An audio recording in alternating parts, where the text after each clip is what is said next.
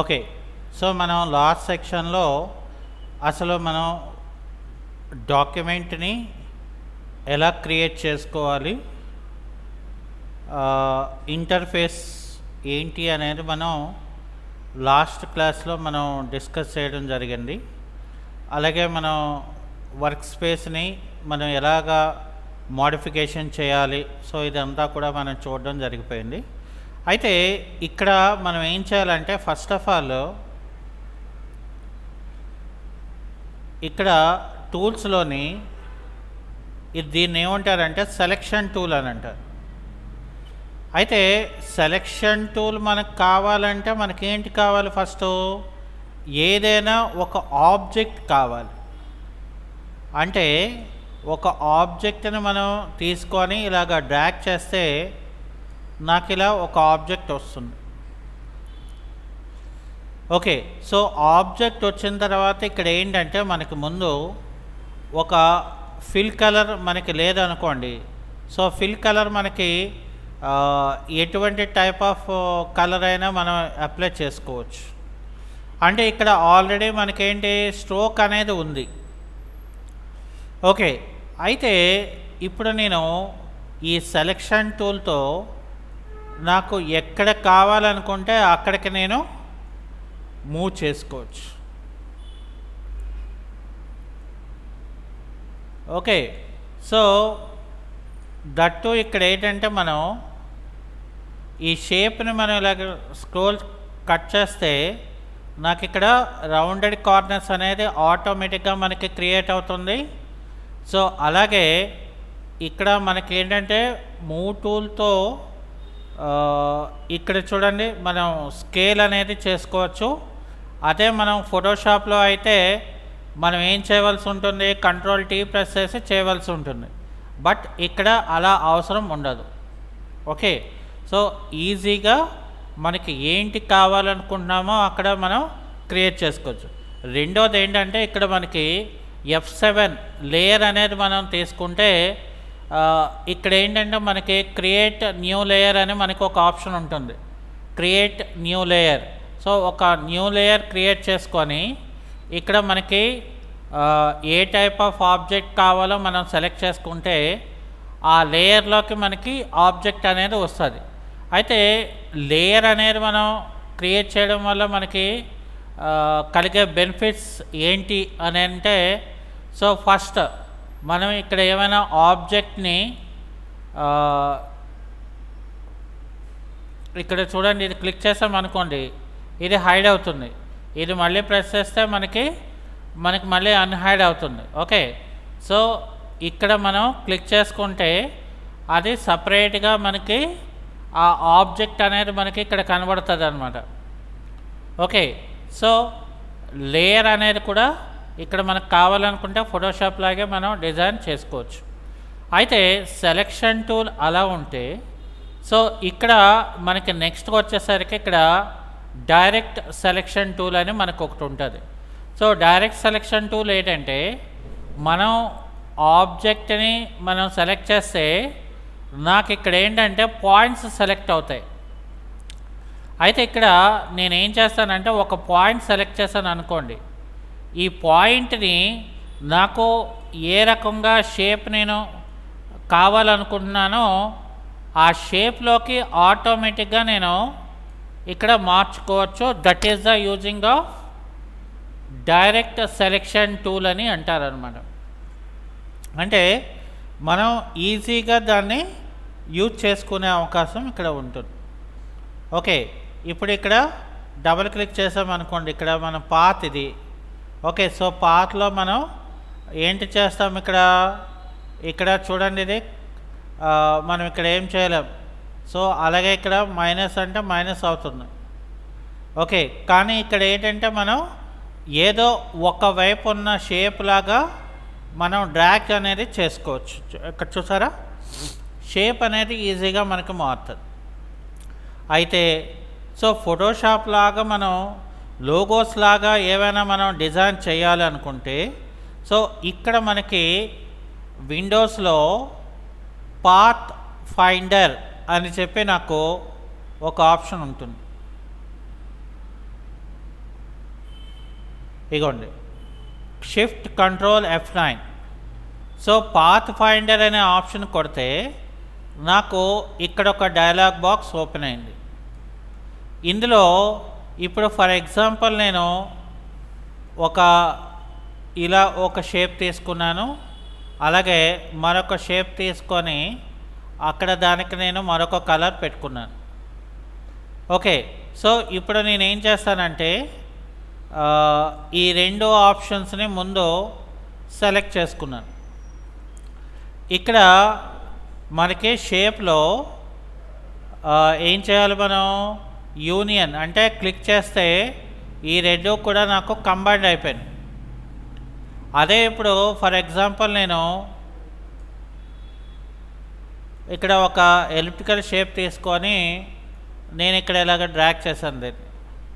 So drag చేసుకొని ఇక్కడ నేనేం చేశాను, ఇలా సెలెక్ట్ చేసుకొని ఇక్కడ నేను సబ్ట్రాక్ట్ అని పెట్టుకున్నాను. అప్పుడు ఏమైంది, నాకు ఈ మధ్య పార్ట్ ఏదైతే ఉంటుందో అక్కడ సబ్ట్రాక్ట్ అనేది అయిపోయింది. సో అలా కాకుండా ఫర్ ఎగ్జాంపుల్ నేను మరొక ఆబ్జెక్ట్ తీసుకొని ఇక్కడ ఇలా పెట్టుకున్నాను. సో ఇప్పుడు ఏం చేస్తానంటే నేను పిక్ టూల్ తీసుకొని ఇలా సెలెక్షన్ చేసుకొని ఇప్పుడు ఇన్వర్స్ అనేది నేను పెట్టుకున్నాను అనుకోండి, ఆటోమేటిక్గా ఏమవుతుంది, ఏ పార్ట్ అయితే మనకి ఇంటర్సెక్ట్ అవుతుందో ఆ పార్ట్ మాత్రమే మనకి కనిపిస్తుంది.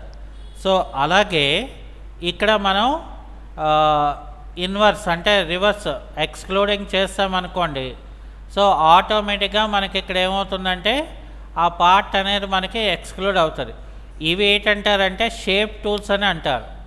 ఇవన్నీ కూడా మనకేంటి, షేప్ టూల్స్ అని అంటారు. ఓకే, సో ఇక్కడ ఫర్ ఎగ్జాంపుల్ మనం మళ్ళీ వేరే ఆబ్జెక్ట్ అనేది మనం ఇక్కడ తీసుకున్నప్పుడు ఇక్కడ చూడండి, మరి ఫర్ ఎగ్జాంపుల్ ఈ రెండు కూడా నేనేం చేస్తానంటే ఇక్కడ ఫర్ ఎగ్జాంపుల్ ఇక్కడ గ్రూప్ చేస్తున్నాను, Ctrl G. సో గ్రూప్ చేసిన తర్వాత ఇక్కడ నేను డివైడ్ అని చెప్పాను. సో డివైడ్ అంటే మనకు అది కాదు, ఇక్కడ ట్రిమ్ కూడా మనకి ఇది కాదు, ఇక్కడ మర్జ్ అని ఉంది. సో మర్జ్ అంటే ఇక్కడ ఏమైంది అంటే గ్రూప్ అయిన ఆబ్జెక్ట్స్ మాత్రమే పాత్ ఫైండర్ ఆప్షన్స్లో మనం చేయగలుగుతాం. ఈ ఆప్షన్స్ చూడటానికి ఒకలాగే ఉంటాయి, బట్ మనం ఏదైతే ఆబ్జెక్ట్ని తీసుకున్నామో ఆ ఆబ్జెక్ట్ని ఏం చేయాలి, మనం ముందు ఇక్కడ ఈ ఆబ్జెక్ట్లో మనం Ctrl G అంటే ఏంటి, గ్రూప్ చేసిన తర్వాత అప్పుడు మనకు కావాలనుకుంటే ఇక్కడ ట్రిమ్ చేసుకున్నాం అనుకోండి. సో ఇక్కడ ట్రిమ్ చేస్తే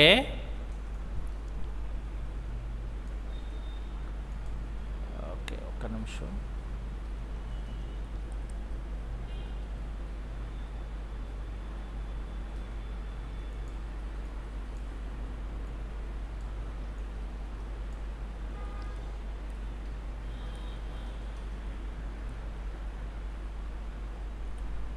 ఇక్కడ మనం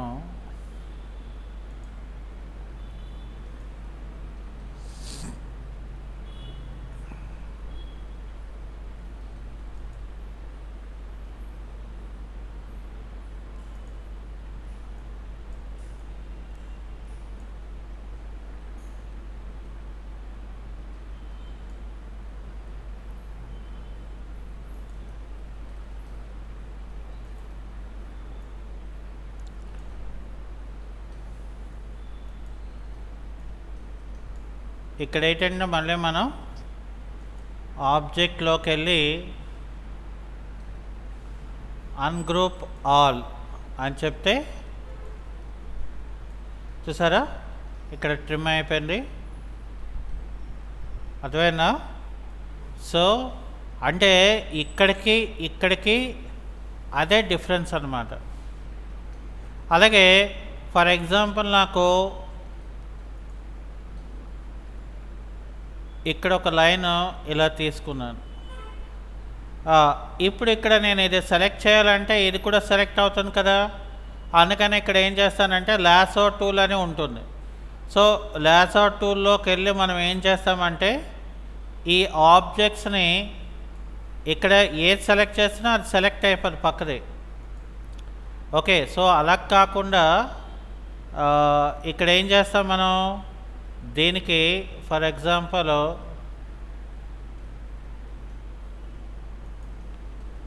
దీనికి స్ట్రోక్కి కలర్ లేదు, సో ఒక కలర్ ఇవ్వు. అప్పుడు ఏమవుతుంది, నాకు ఇలా కలర్ వస్తుంది. సో ఇప్పుడు నేను ఇదిని ఇలా సెలెక్ట్ చేయి. సో ఇక్కడ నాకు నెక్స్ట్ ఏంటి, డివైడ్ అని ఉంది, ఇక్కడ డివైడ్ చేయి.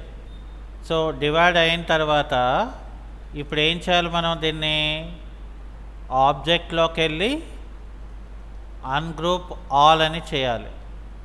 అన్గ్రూప్ ఆల్ అని చేస్తే ఏమవుతుందంటే ఇక్కడ చూసావా, సో అంటే పాత్ ఫైండర్ ఆప్షన్స్లో రెండు ఉంటాయి, ఒకటి షేప్, రెండు path finder. So for example మనం ఒక లోగోని ఏమైనా డిజైన్ చేయాలనుకున్నాం. ఇప్పుడు ఫర్ ఎగ్జాంపుల్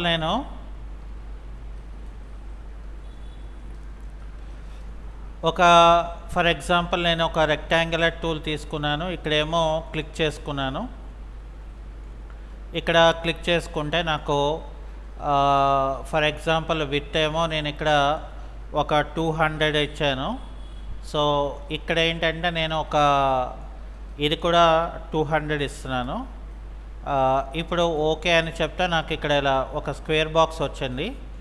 దీనికేమో నేను ఒక రెడ్ కలర్ని తీసుకోవడం జరిగింది. ఓకే, సో ఇప్పుడు ఏం చేయాలంటే మనం ఇంకొక ఆబ్జెక్ట్ కావాలి నాకు. సో అప్పుడు ఏం చేస్తాను, నేను ఇక్కడ Ctrl+C అండ్ ఇక్కడ Ctrl+V చేశాను. సో Ctrl+V చేస్తే నేనేం చేయాలి, ఇప్పుడు ఈ ఆబ్జెక్ట్ ఏదైతే ఉందో ఇక్కడ ఇలాగ పెట్టుకున్నాను. మనం ఏం చేద్దామంటే దీనికి వేరే ఇంకొక కలర్ మార్చుకుందాం తెలుసుకోవడం కోసం. సో ఇక్కడ నేనేం చేస్తానంటే ఇలా పెట్టుకున్నాను. ఇప్పుడు నేనేం చేస్తానంటే ఫర్ సపోజ్ నాకు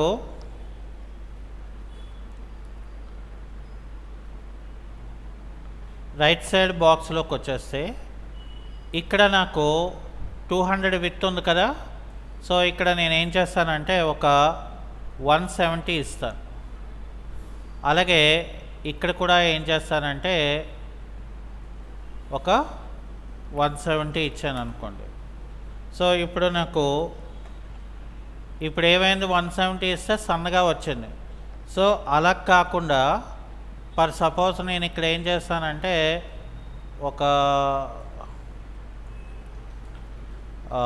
150, అలాగే ఇక్కడ కూడా 150 ఇచ్చాను. సో ఇప్పుడు నాకు ఇలా వచ్చింది. ఇక్కడ ఇప్పుడు ఏం చేస్తాను, ఈ రెండు ఆబ్జెక్ట్స్ని నేను ఇక్కడ ఇలా సెలెక్ట్ చేసుకొని ఇక్కడ సబ్ట్రాక్ట్ చేస్తాను. సబ్ట్రాక్ట్ చేస్తే పోతుంది కదా. సో ఇక్కడ నేనేం చేస్తానంటే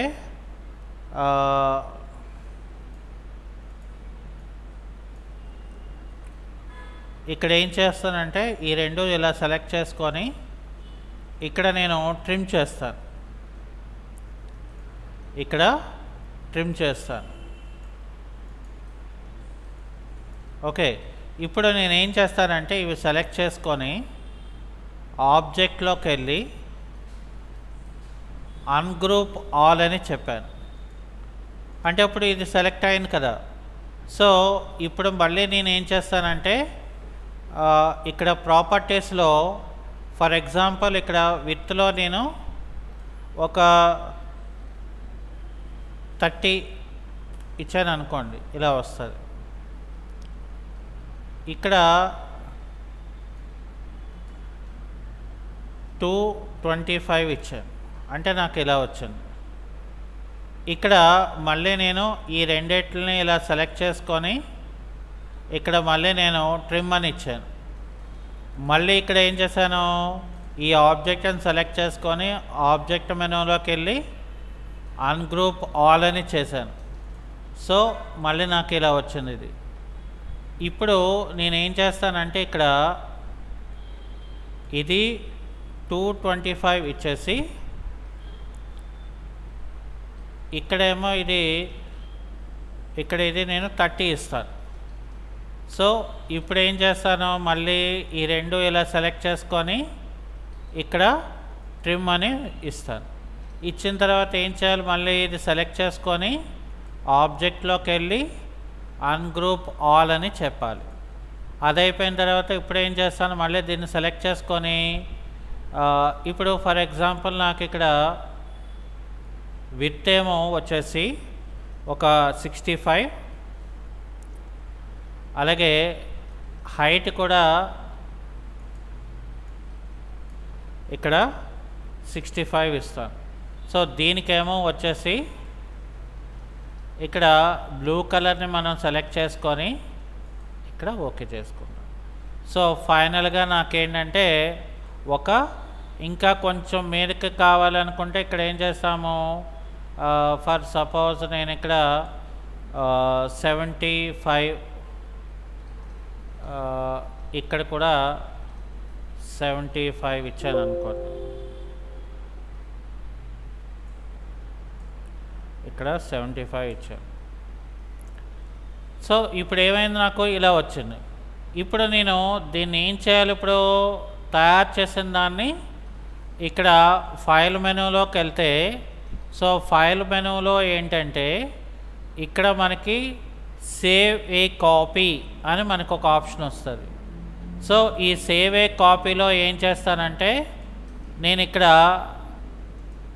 చూడండి, మనకి ఎందులో కావాలి, పీడిఎఫ్లో కావాలంటే పీడిఎఫ్లో కావాలి, ఈపీఎస్లో కావాలంటే ఈపీఎస్, అంటే ఇప్పుడు ఈపీఎస్లోకి నేను మార్చాను, దీన్ని ఇక్కడ సేవ్ చేస్తున్నాను.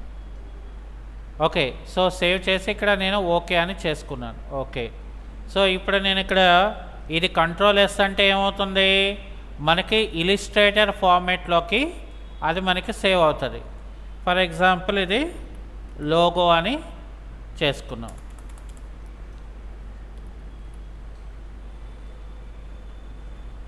ఓకే, సో ఇక్కడ నేనేం చేస్తున్నాను, ఇది సేవ్ చేస్తున్నాను, అంటే ఇది ఇలిస్ట్రేటర్ ఫార్మేట్లోకి అవుతుంది. అది కూడా మనకి ఏ వెర్షన్లో కావాలో కూడా ఇక్కడ మనం పెట్టుకోవచ్చు. ఫర్ ఎగ్జాంపుల్ నేను లోయర్ వెర్షన్లో పెట్టుకున్నాను అనుకోండి, CS4లోనే పెట్టుకున్నాను, ఇక్కడ ఓకే అని పెట్టుకుంటే ఇన్ ఫ్యూచర్లో లోయర్ వెర్షన్లో నేను ఇది ఓపెన్ చేసుకోవాలనుకుంటే సో లోయర్ వెర్షన్లో ఇది మనం ఓపెన్ చేసుకోవచ్చు అన్నమాట. ఓకే, సో అది ఈరోజు క్లాస్.